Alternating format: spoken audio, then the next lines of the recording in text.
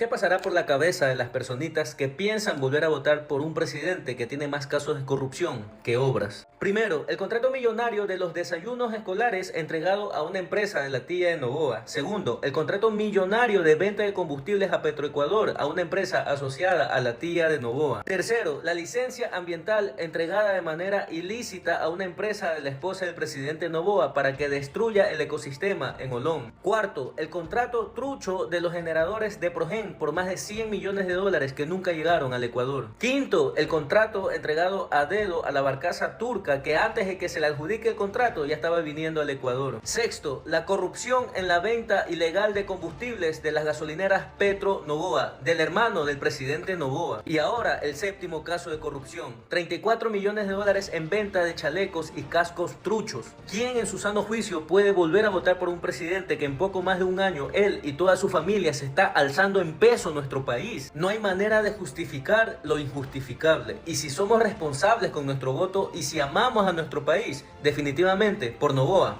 no hay que votar.